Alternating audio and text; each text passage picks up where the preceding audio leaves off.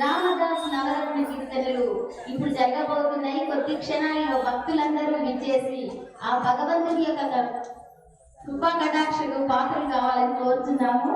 అందరూ జై శ్రీరామ్.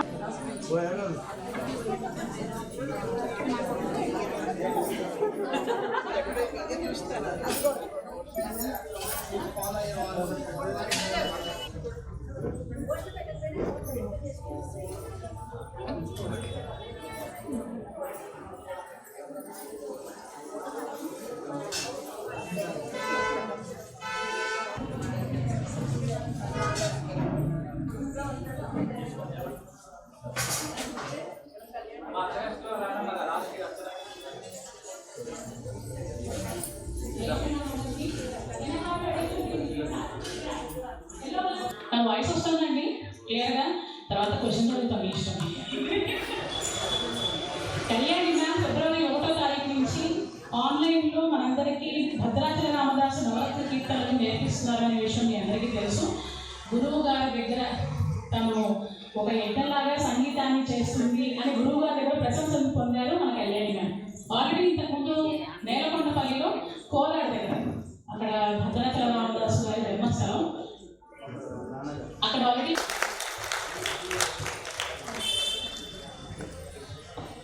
అలాగే ఇక్కడ మనం ప్రోగ్రామ్ పెట్టుకుంటాము అనగా వెంటనే స్వర్ణదామనగర్ కాలనీలో వాళ్ళు అండ్ మనకి ఈరోజు ఇక్కడ వేదిక ఏర్పాటు చేయడానికి హెల్ప్ చేశారు.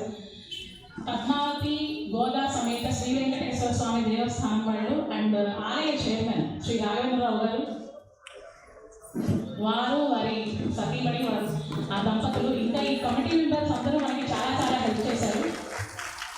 మా పాట వినడానికి మీ అందరూ కూడా స్పెషల్ థ్యాంక్ యూ. చాలా దూరాల నుంచి వచ్చారు, థ్యాంక్ యూ సో మచ్. ఇంకా ప్రోగ్రామ్ ఒక 10 minutesలో స్టార్ట్ అవుతుంది. ఏమన్నా ఆటో ఇంటో అయినా కూడా పట్టించుకోకండి, మన ప్రోగ్రామ్ ఇది. హ్యాపీగా పాడుకోండి.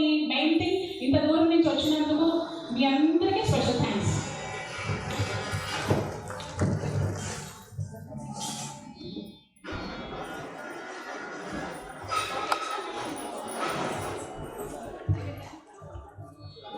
వసుంధ గారు, మీ మైక్ నేను త్యాగం చేయాలి. మీరు మేడంకి శృతికి లేదు కదా, సారీ మేడంకి ఇచ్చేసారు. ఈ కార్యక్రమం నిజంగా మా కాలనీకి ఎంతో అదృష్టం అనుకుంటున్నాము. మరి వివిధ ప్రాంతాల నుంచి వచ్చి ఈ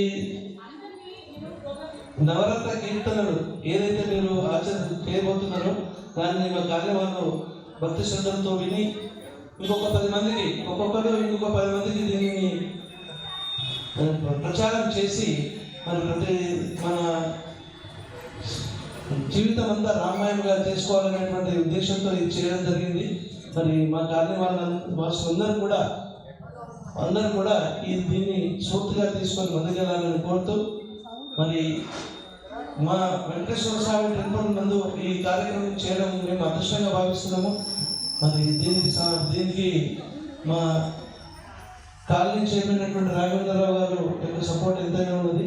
వారు వెంటనే ఈ కార్యక్రమానికి ఒప్పుకొని మరి జాగ్రత్తగా కండక్ట్ చేయమని చెప్పి సార్ కూడా ఒక 10-15 నిమిషాలు ఇక్కడ రాబోతున్నారు.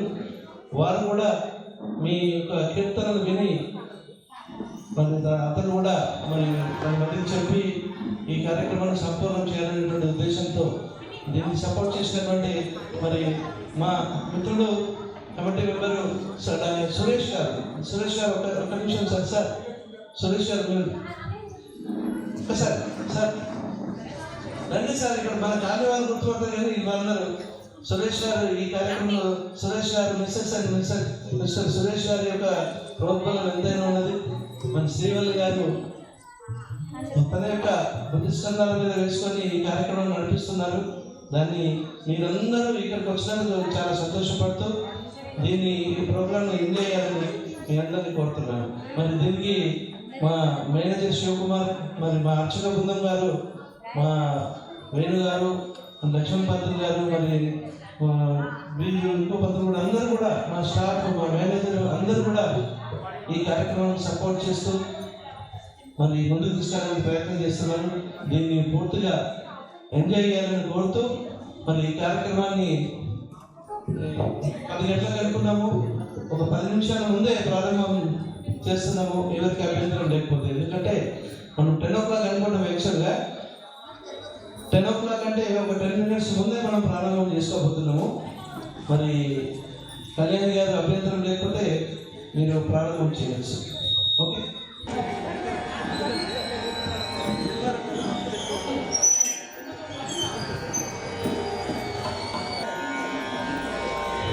హలో, జై శ్రీరామ్. జై శ్రీరామ్.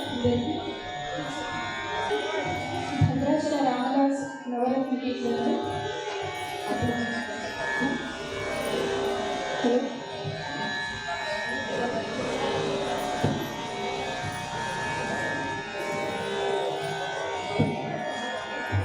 మా గురువు గారు ఎన్సి రంగాచార్య గారికి పాదాభివందనం చేస్తూ మా తల్లిదండ్రులకు నమస్కరిస్తూ అందరికీ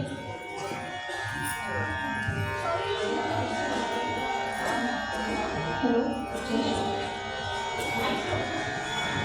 9 కీర్తనల్లో మొదటి కీర్తన అదిగో భద్రాద్రి.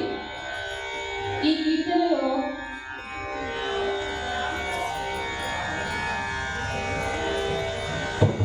రామదాస్ గారు అనగానే మనకు